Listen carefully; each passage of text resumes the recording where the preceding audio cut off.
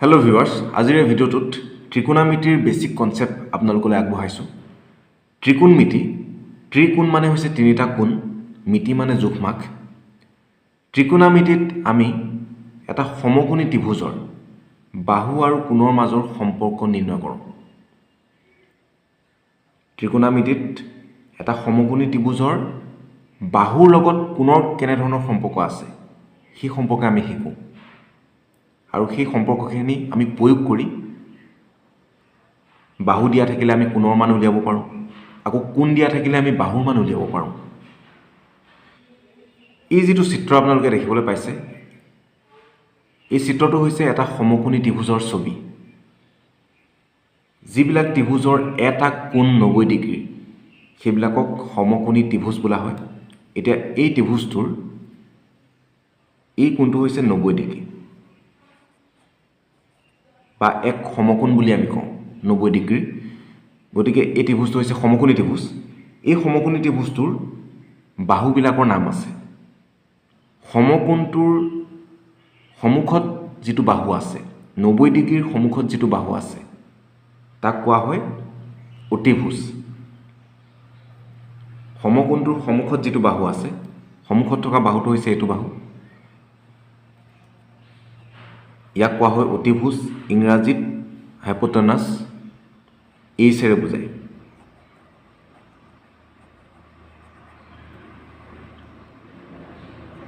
আৰু এই বাহুডালক আমি ক'ম ভূমি। ইংলিছত কোৱা হয় বেছ, বিৰে বুজায়। আৰু এইডাল বাহুক কোৱা হয় লম্ব বা উন্নতি বুলিও কোৱা হয়, পাৰপেণ্ডিকুলাৰ, পিৰে সূচায়। গতিকে এডাল হৈছে অতিভুজ, এডাল ভূমি আৰু এডাল হৈছে লম্ব বা উন্নতি। এতিয়া এই তিনিটা বাহুৰ লগত কোণৰ সম্পৰ্ক কেনেকুৱা আছে? ইয়াত এটা বাক্য লিখি থোৱা আছে। এই বাক্যটো আপোনালোকে মনত ৰাখিব। Some people have curly brown hair turned permanently black. এই বাক্যটো কিন্তু মনত ৰাখিব লাগিব সম্পৰ্কবিলাক উলিয়াবৰ কাৰণে। Some people have, ইয়াত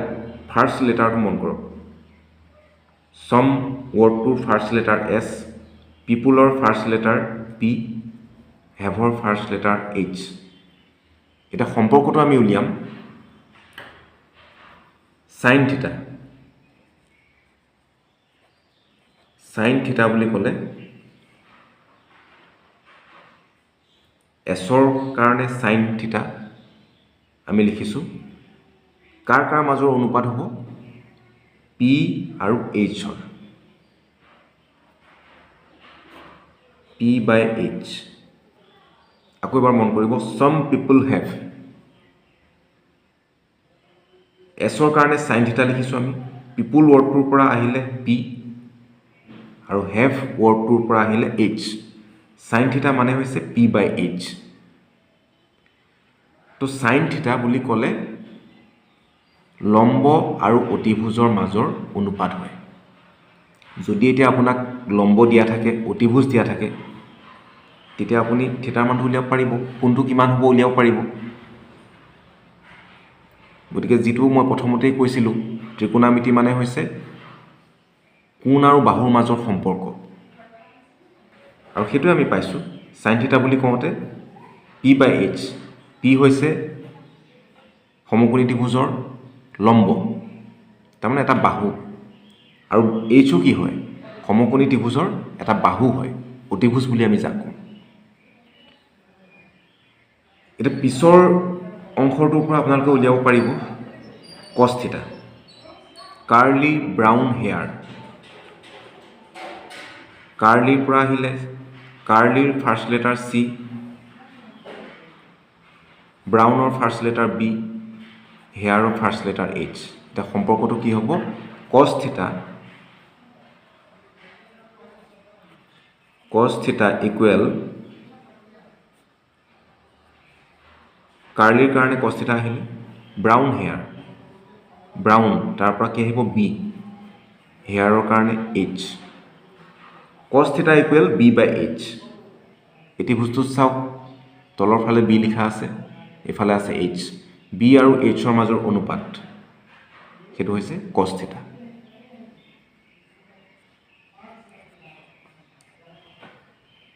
লাষ্টত লিখা আছে টাৰ্নড পাৰ্মানেণ্টলি ব্লেক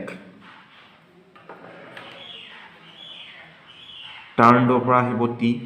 পাৰ্মানেণ্টলি তাৰ পৰা আহিব p ব্লেকৰ পৰা b গতিকে আমি পাম tan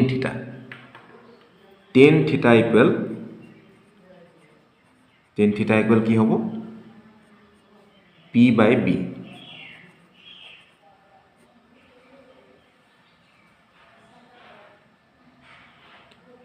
এতিয়া যেতিয়া এই বাহুকেইটা উলুটাই দিম ইয়াত আছিলে p বাই h এতিয়া মই লিখিছোঁ h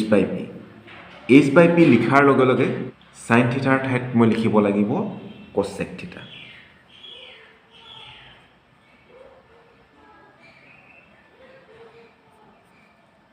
b বাই h যেতিয়া মই লিখিম h বাই b উলুটা কৰি দিছোঁ তেতিয়া cosৰ ঠাইত মই লিখিম sec থিটা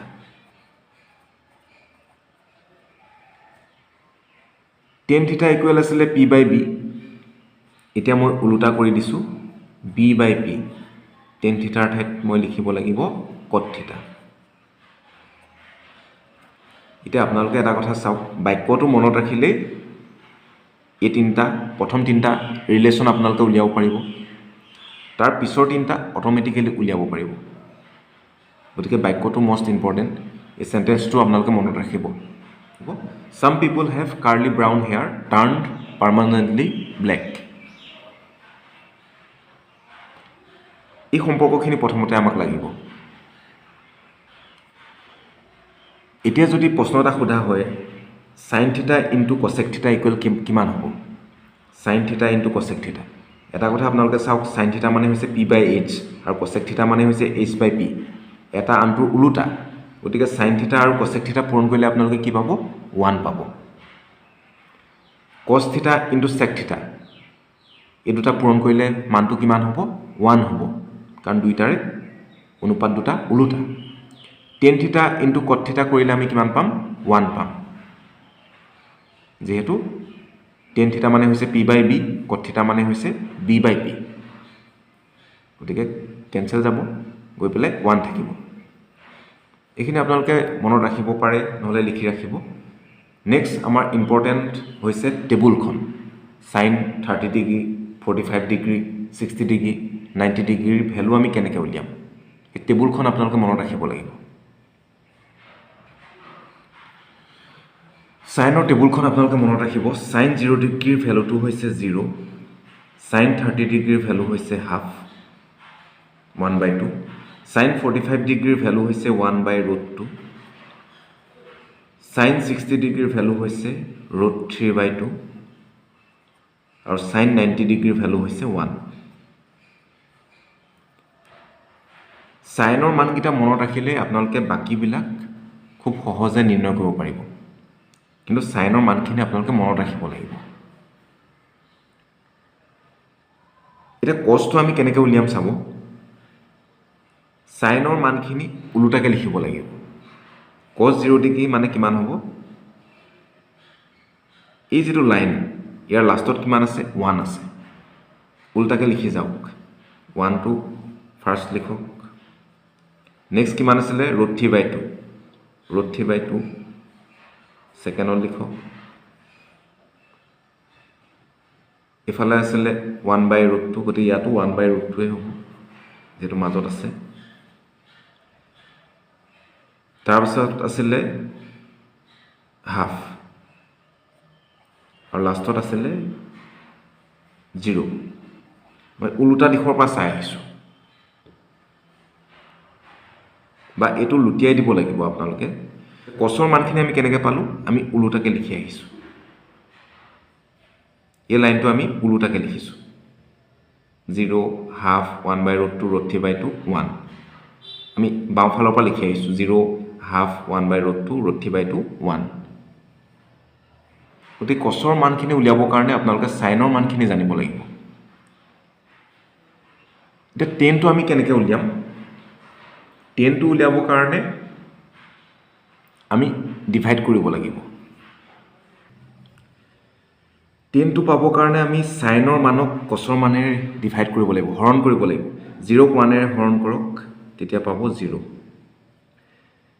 হাফ ডিভাইডেড বাই √3/2 কৰিলে কিমান পাব হাফ ডিভাইডেড বাই √3/2 হৰণৰ পিছৰ ষ্টেপটো হৈছে পূৰণ গতিকে পূৰণ কৰিব লাগিব আৰু এইটো উল্টা হৈ যাব 2/√3 2টো কেঞ্চেল যাব থাকিবগৈ 1/√3 গতিকে tan 30 ডিগ্ৰীৰ মান হ'ব 1/√3 ঠিক তেনেকৈ sin 45 ডিগ্ৰীৰ মান হৈছে 1/√2 cos 45 ডিগ্ৰীৰ মান হৈছে 1/√2 sin 45 ডিগ্ৰীৰ মানক হৰণ কৰিব লাগিব cos 45 ডিগ্ৰীৰ মানেৰে হৰণৰ নেক্সট ষ্টেপ হৈছে পূৰণ গতিকে 1/√2 √2 ওপৰলৈ যাব √2/1 হ'ব তলত 1 নিলিখিলেও হয় √2 কেঞ্চেল যাব থাকিবগৈ 1 গতিকে tan 45 ডিগ্ৰীৰ মান হৈছে 1 বাকীকেইটা উলিয়ালে আমি কিমান পামগৈ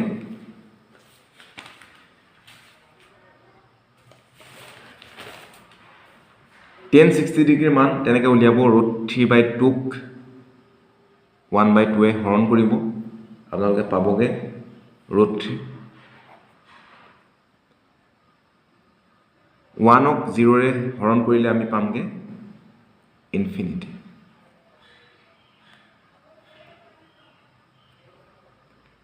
তাৰপিছত আহিলে কট এতিয়া 10ৰ যিখিনি মান পাইছিলোঁ সেই মানখিনি আমি ওলোটাকৈ লিখিব লাগিব বিপৰীত ফালৰ পৰা লিখিব লাগিব 10ত আমি পাইছিলোঁ 0 1/√3 1√3 ইনফিনিটি এতিয়া আমি ওলোটাকৈ লিখিম প্ৰথমতে আহিব ইনফিনিটি তাৰপিছত আহিব √3 তাৰপিছত আহিব 1 তাৰপিছত আহিব 1/√3 আৰু লাষ্টত আহিব 0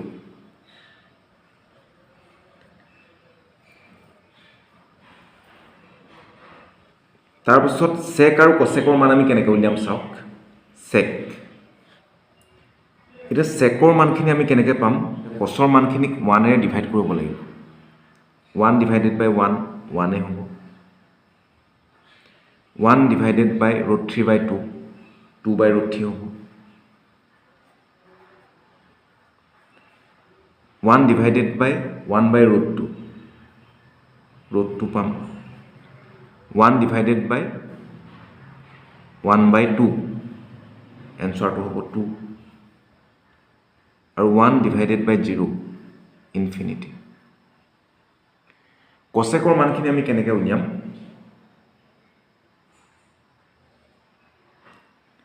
সাইনৰ মানখিনিক 1ৰে ডিভাইড কৰিব লাগিব সাইনৰ মানখিনিক 1ৰে ডিভাইড কৰিব লাগিব 1 divided by 0 infinity 1 divided by half 2 1 divided by 1/√2 √2 1 divided by √3/2 2/√3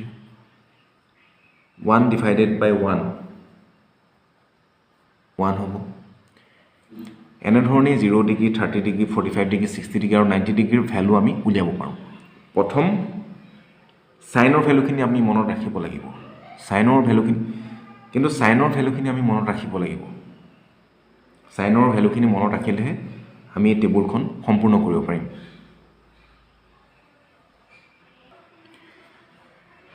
ইয়াৰ লগতে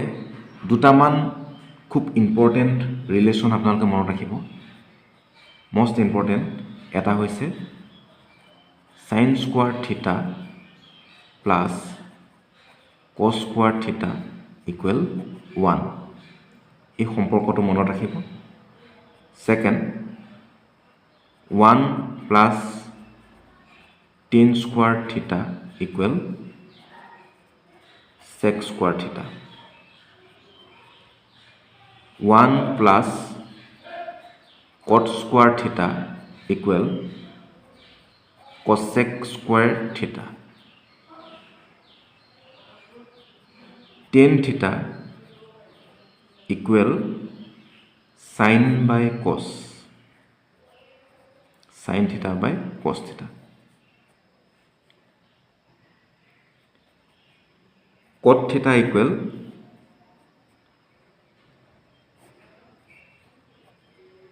cos theta by sin theta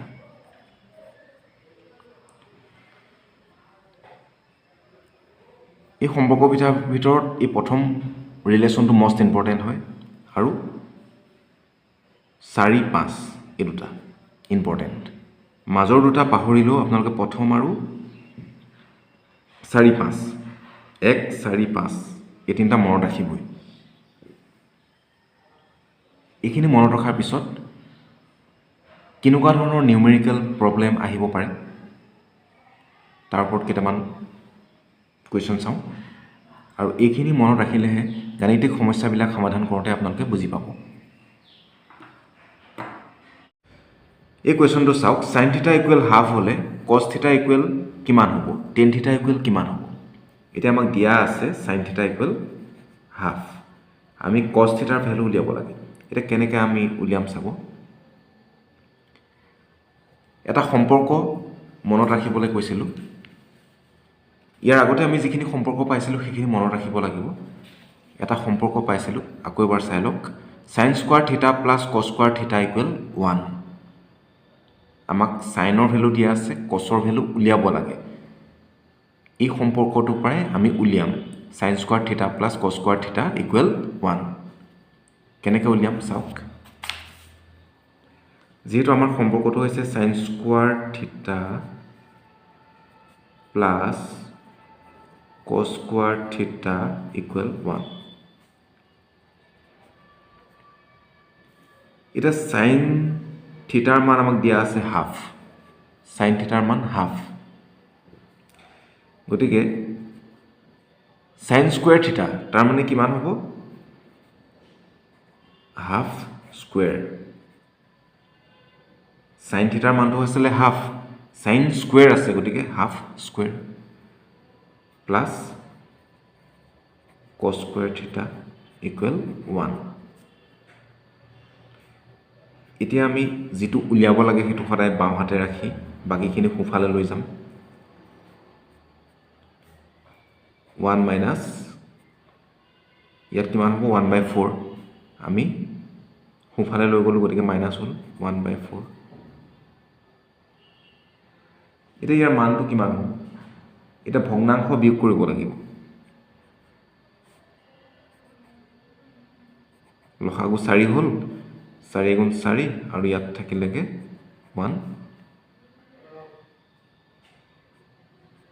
গতিকে আমাৰ মানটো পালোকে 3/4 এটা cos স্কয়াৰৰ মান আমাক সোধা নাই cos স্কয়াৰৰ মান পালোকে 3/4 আমাক সুধিছে cos থিটাৰ মান গতিকে cos থিটা ইকুৱেল কিমান হ'ব স্কয়াৰটো ইফালে নিলে ৰুট হ'ব ৰুট অভাৰ 3/4 তাৰমানে মানটো আমি কিমান পামগে ৰুট অভাৰ 3/2 ৰুট অভাৰ 4 তাৰ ভ্যালুটো হৈছে 2 ৰুট 3/2 এটো হৈছে cos থিটাৰ মান এনে ধৰণে আমি উলিয়াব লাগিব এটা tan থিটাৰ মান কিমান হ'ব tan থিটাও এটা সম্পৰ্ক আমি পাইছিলোঁ tan থিটাৰ লগত cos থিটাৰ সম্পৰ্ক আছে এটো চাওক tan থিটা ইকুৱেল sin থিটা বাই cos থিটা ইয়াৰ সহায়ত আমি উলিয়াব লাগিব যেহেতু tan থিটা ইকুৱেল sin থিটা বাই cos থিটা এতিয়া আমাক sin থিটাৰ ভ্যালু দিয়াই আছে হাফ cos থিটাৰ ভ্যালু আমি উলিয়াইছিলো ৰুট 3/2 কিমান হ'বগে ইয়াত কি হৈ আছে হাফ ডিভাইডেড বাই ৰুট 3/2 এনেধৰণৰ হৈ আছে হৰণৰ পিছৰ ষ্টেপটো কি হয় হৰণ হৈ আছে হৰণৰ পিছৰ ষ্টেপটো কি হয় পূৰণ হয় হৰণ কৰিলে তাৰ পিছৰ ষ্টেপটো সদায় পূৰণ হয় আৰু ওলোটা হৈ যায় তলৰটো ওপৰলৈ যাব 2টো ওপৰলৈ যাব ৰুট 3টো তলত আহিব গতিকে থাকিবগে 1/√3 tan থিটাৰ ভ্যালুটো হৈছে 1/√3 আৰু cos থিটাৰ ভ্যালু পালোগে √3/2 এনেকৈ ধৰি লওক আপোনালোকৰ বেলেগ মান উলিয়াব দিব পাৰে cot থিটাৰ মান উলিয়াব দিব পাৰে sec থিটাৰ মান উলিয়াব দিব পাৰে cosec থিটাৰ মান উলিয়াব দিব পাৰে সম্পৰ্কখিনিৰ সহায় লৈ পেলাই আমি এনেধৰণে উলিয়াব লাগিব কুৱেশ্যন 2টো চাওক sin 60 cos 30 plus cos 60 into sin 30 ইয়াৰ ভ্যালু কিমান হ'ব উলিয়াব লাগে একেদৰে বি আৰু সিও আমি কৰিব লাগে এতিয়া এটো আমি কেনেকৈ উলিয়াম চাওক সাইনৰ টেবুলখন মনত পেলাব লাগিব sin 60 কুৱেশ্যনটো এবাৰ লিখি লৈছো sin 60 into cos 30 plus cos 60 into sin 30 sin 60 ডিগ্ৰীৰ মান কিমান আছিল টেবুলখন আপোনালোকে মনত ৰাখিব লাগিব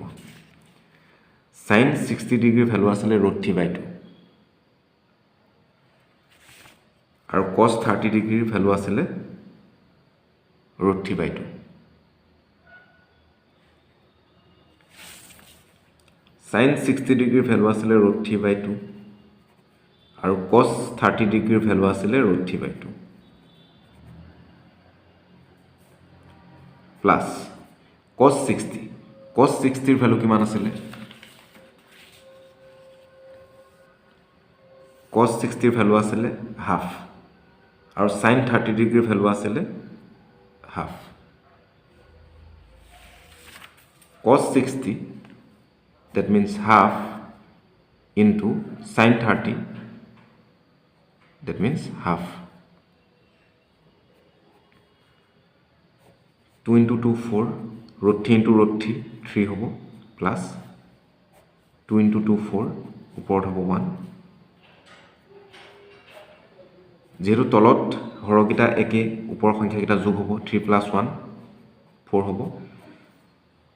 4 divided by 4 এনসাৰটো হ'ব 1 বিৰ মানটো কিমান হ'ব 10 square 30 10 square 30 10 30 ৰ মান কিমান আছিল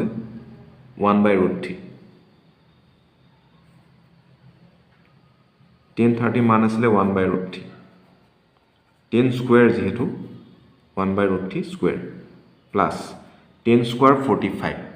1045 ৰ মানটো আছিল 1 10 square 45 গতিকে 1 square plus 1060 ৰ ভ্যালু কিমান আছিল 1060 ৰ ভ্যালু আছিল √3 স্কয়াৰ এখিনি আপোনালোকে যোগ কৰিলে পাবগে 1/3 plus 1 plus 3 1/3 plus 4 ইয়াত লসাগু কিমান হ'ব 3 হ'ব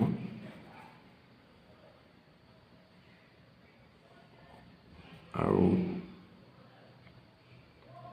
পিছৰটো হ'ব 12 গতিকে 13/3 হ'ব এনসাৰটো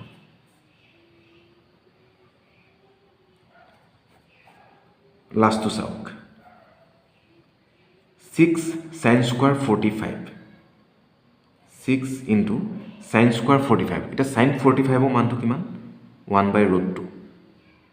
sin square আছে গতিকে 1/√2 square 6 টো পূৰণ হৈ আছে গতিকে 6 টো আমি পূৰণ কৰি ৰাখিছো minus 18 into cot square 60 cot 60 ৰ মানটো হৈছে 1/√3 গতিকে 1/√3 square plus 3 into sec 60 sec 60 ৰ মানটো হৈছে 2 3 into 2 এই গোটেইখিনি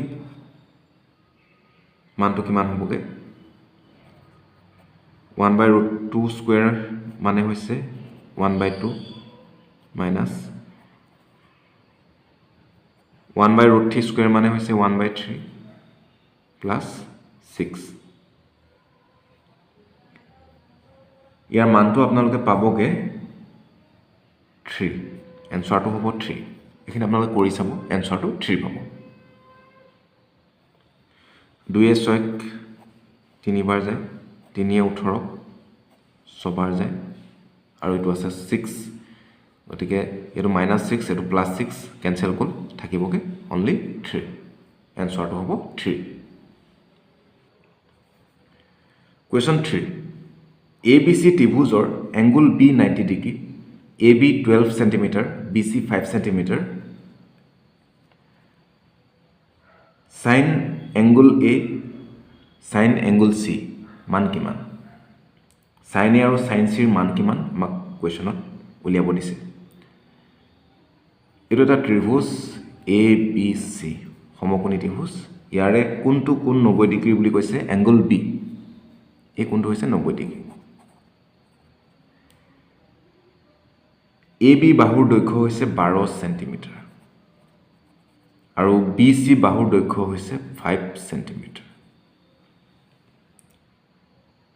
এতিয়া আমি উলিয়াব লাগে sin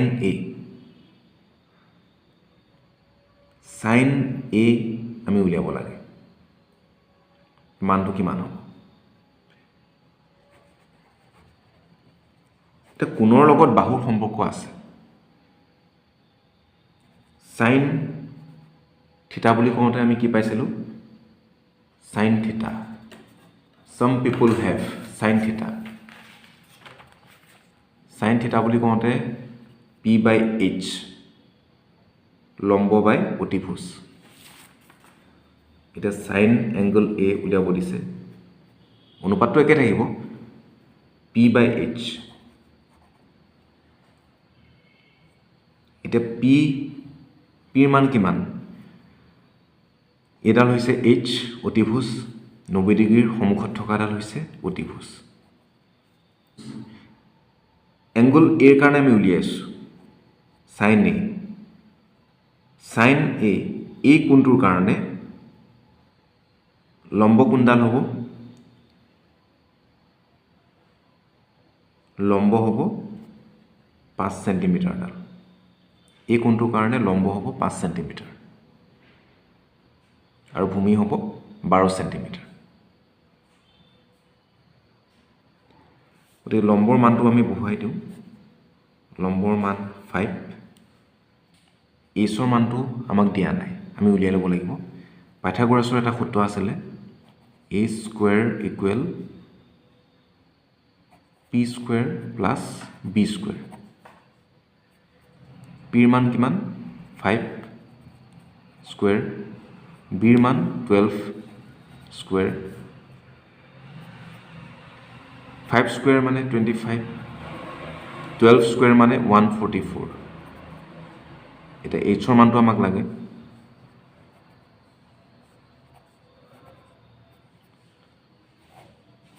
স্কয়াৰটো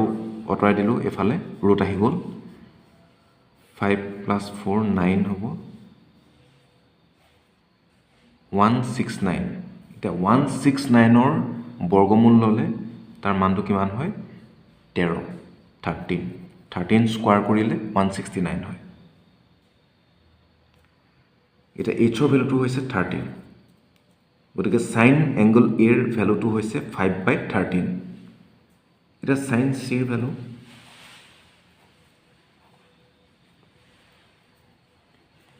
এই কোণটোৰ সাপেক্ষে আমি উলিয়াব লাগে এই কোণটো sin C কোণটোৰ কাৰণে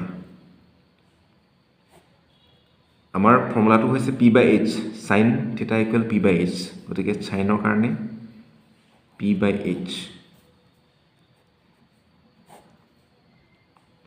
এটা পাৰপেন্ডিকুলাৰ কোণটো হ'ব এটা ইয়াত এটা কথা আহি পৰে যে এংগুলটো আমি চাব লাগিব সদায় যে এডালে পাৰ্পেণ্ডিকুলাৰ হ'ব তেনেকুৱা নহয় বা এডালেই যে ভূমি হ'ব সেইটো নহয় কোনটো সাপেক্ষে আমি চাব লাগিব এতিয়া আমি এই কোণটো লৈছোঁ এই কোণটোৰ কাৰণে এডাল হ'ব লম্ব এডাল হ'ব লম্ব আৰু অতিভুজ এডালে থাকিব যিটো কোণৰ কাৰণে আপুনি উলিয়াব সেই কোণটোৰ লগত জড়িত বাহু হ'লে নহ'ব লম্ব সদায় সেইডাল ল'ব লাগিব যিডাল সেই কোণটোৰ লগত লাগি থকা নাই এতিয়া চাওক এই কোণটোৰ সাপেক্ষে আমি উলিয়াইছোঁ ন চি কোণটোৰ কাৰণে আমি উলিয়াইছোঁ এই বাহুডাল আৰু এইডাল বাহু এডালটো হ'বই নোৱাৰে কাৰণ 90 ডিগ্ৰীৰ সন্মুখত যিডাল থাকে সদায় সেইডাল অতিভুজ 90 ডিগ্ৰীৰ ফ্ৰণ্টত যিডাল থাকিব অতিভুজ কিন্তু লম্ব কোনডাল হ'ব লম্বডাল কেনেকৈ বাছি উলিয়াব যিটো কোণৰ কাৰণে উলিয়াইছে সেই কোণটোৰ লগত জড়িত বাহু হ'ব নালাগিব এই কোণটোৰ কাৰণে এডাল হ'ব লম্ব আৰু এইডাল হ'ব লাগি থকাডাল ভূমি হ'ব এতিয়া আমি চি কোণৰ কাৰণে উলিয়াইছোঁ গতিকে লম্ব কোণডাল হ'ব এ বিডাল হ'ব লম্ব 12 আৰু অতিভুজ সদায় একেডালেই থাকিব অতিভুজৰ মানটো আছিলে 13 12/13 এনেধৰণে উলিয়াব লাগে আৰু এটা কথা সদায় মনত ৰাখিব যিটো কোণৰ কাৰণে উলিয়াইছে সেই কোণটোৰ লগত লাগি থকা বাহু দুডালৰ এডাল অতিভুজ হ'ব পাৰে এডাল ভূমি কিন্তু যিডাল লাগি নাথাকে সেইডাল লম্ব হয়